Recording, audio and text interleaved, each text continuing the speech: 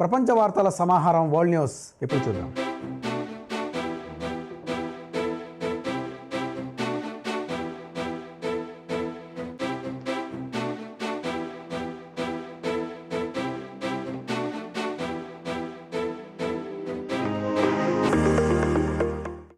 అగ్రరాజ్యం America July 4వ తేదీతో 250వ వసంతంలోకి అడుగుపెట్టింది. ఈ సందర్భంగా అమెరికా వ్యాప్తంగా అంగరంగ వైభవంగా వేడుకలు జరుపుకుంటున్నారు. శుక్రవారం అర్ధరాత్రి నుంచే ప్రారంభమైన ఈ వేడుకల్లో భాగంగా న్యూయార్క్లోని టైమ్స్ స్క్వేర్ వద్ద బాల్ డ్రాప్ కార్యక్రమాన్ని ఘనంగా నిర్వహించారు. అమెరికా 250వ స్వాతంత్ర దినోత్సవం సందర్భంగా అధ్యక్షుడు డొనాల్డ్ ట్రంప్తో పాటు ఆ దేశ ప్రజలకు ప్రధాని నరేంద్ర మోదీ శుభాకాంక్షలు తెలిపారు. ఇరు దేశాల్లోని ప్రజాస్వామ్యం, చట్టబద్ధమైన పాలన, ప్రజల అపరిమిత సామర్థ్యాలు ప్రపంచ శ్రేయస్సుకు దోహదపడుతున్నాయని మోదీ పేర్కొన్నారు. ప్రపంచ చమురు రవాణాకు అత్యంత కీలకమైన హర్ముజ్ జలసంధిలో కొత్త టోల్ విధానాన్ని అమలు చేయడానికి ఇరాన్ చర్యలు తీసుకుంటోంది. హర్ముజ్ తమ ప్రాదేశిక జలాల్లో భాగంగా ఉన్నందున జలసంధిలో సేవా రుసుం వసూలు చేస్తామని చైనాలోని ఇరాన్ రాయబారి అబ్దుల్ రెజా రహమానీ తెలిపారు. ఈ విషయంపై ఒమన్తో చర్చలు జరుపుతున్నామని అన్నారు. కష్ట సమయంలో తమకు సహకారం అందించిన మిత్ర దేశాలకు సేవా రుసుము విషయంలో ప్రత్యేక మినహాయింపులిచ్చే యోచనలో ఉన్నామన్నారు. హర్ముజ్లో ప్రయాణ భద్రతకు హామీ ఇవ్వడం, నౌకల రాకపోకలను పర్యవేక్షించడం, భారీ సంఖ్యలో నౌకల వల్ల కలిగే పర్యావరణ పరిణామాలను ఎదుర్కోవడం వంటి వాటిని ఒమన్ సహకారంతో ఇకపై ఇరాన్ పర్యవేక్షిస్తోందని అబ్దుల్ రెజా వెల్లడించారు.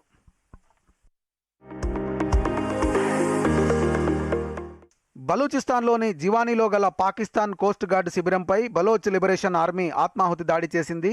ఈ ఘటనలో 30 మంది పాక్ జవాన్లు మరణించినట్లు బిఎల్ఏ పేర్కొంది.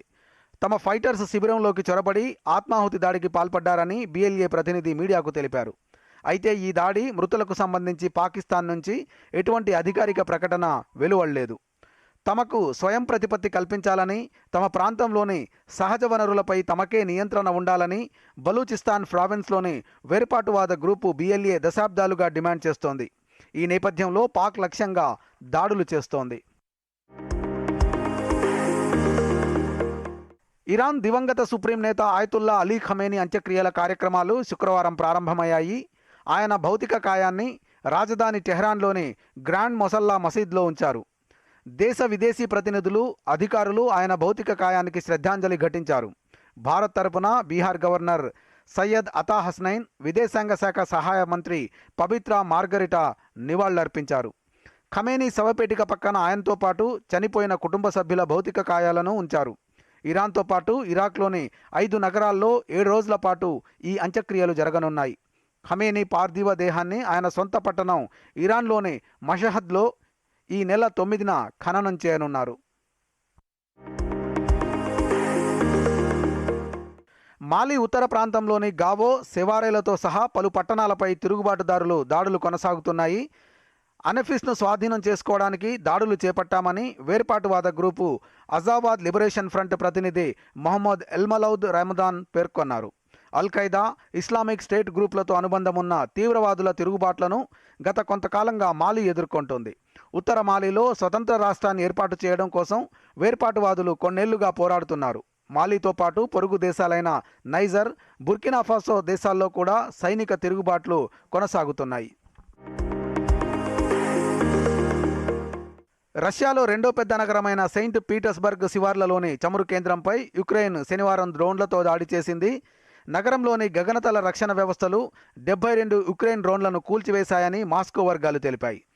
సెయింట్ పీటర్స్బర్గ్ తీరానికి సమీపంలో ఉన్న క్రాన్స్టాడ్ ద్వీపంలోని సైనిక స్థావరంపై కూడా దాడి చేసినట్లు ఉక్రెయిన్ అధ్యక్షుడు జెలెన్స్కీ ప్రకటించారు. రష్యా చమురు మౌలిక సదుపాయాలే లక్ష్యంగా యుక్రెయిన్ రక్షణ దళాలు దాడి చేశాయని చెప్పారు. కాగా మరోవైపు రష్యా ఇంధన కేంద్రాలపై యుక్రెయిన్ దాడులు తీవ్రమైనవి కావని రష్యా అధ్యక్షుడు పుతిన్ పేర్కొన్నారు. తమ లక్ష్యాలు నెరవేరే వరకు ఉక్రెయిన్తో యుద్ధం కొనసాగుతుందని స్పష్టం చేశారు.